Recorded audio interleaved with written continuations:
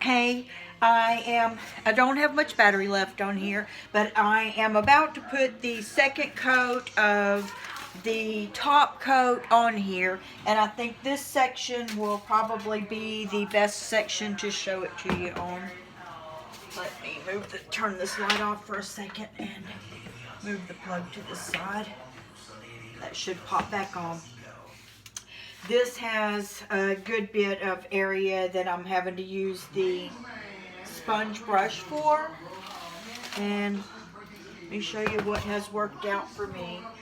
Go in the seams completely like this, and then I pull them up.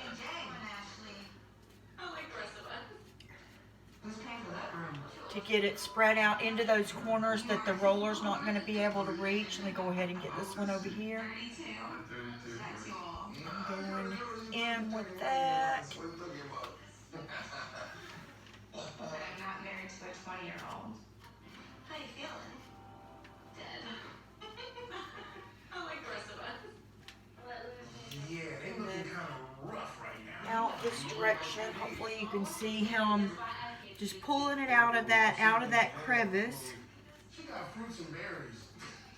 But I'm also now gonna go back over it and get it straight.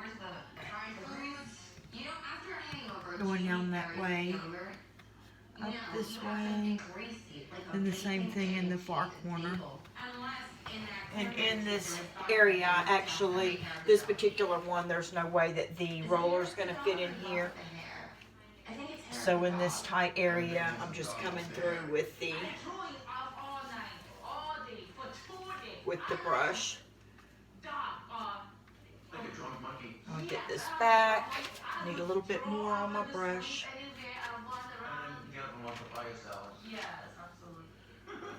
Pull that in. And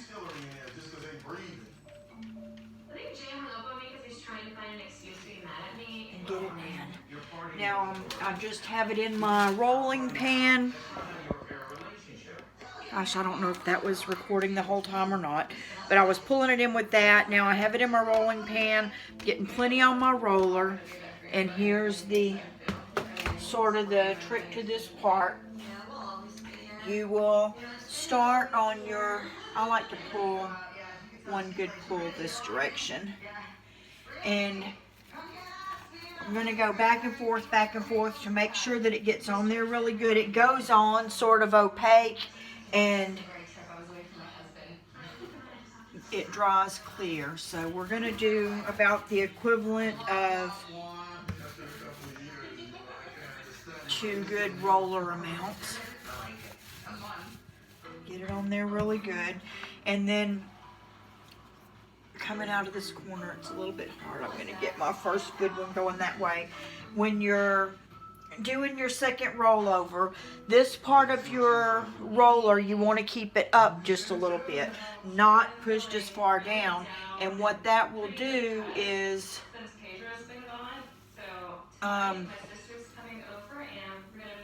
well, actually the other way. I'm pushing that one a little farther down, not up. So I'm pushing it a little farther down. And what that's doing is pushing any extra amount of the top coat that's on there. It's squishing it out that other side, so that there won't be any overlap mark with an extra line of the stuff in the back direction. Then I'm going to reload. Make sure there's plenty on there.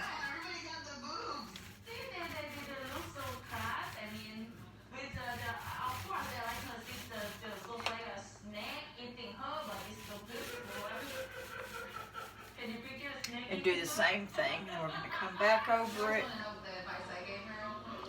pushing down on our outer edge, so that the inner edge is smashing it flat, and the outer edge is sort of squeegeeing anything that's extra back out the far side.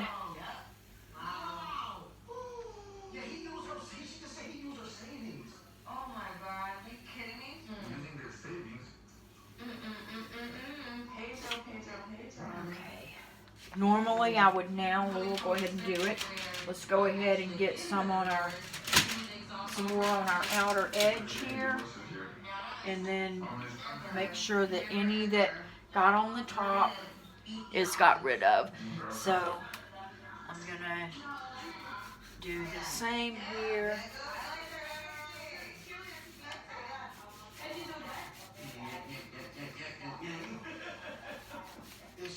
Roll it up and get it in.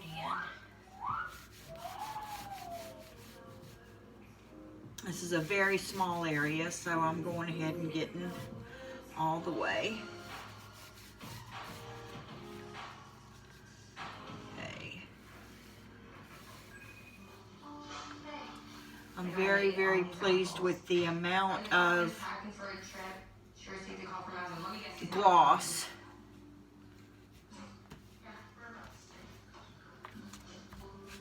that the product had. So that's it. I'm going to continue to do that same thing all the way around, and then I'm going to let it dry. I'm actually not going to put anything on it at all. Today is Saturday. I leave for vacation on Monday. I'm leaving my kitchen just like this until I get back. I won't be back until the following Sunday. So it will probably be Tuesday or Wednesday,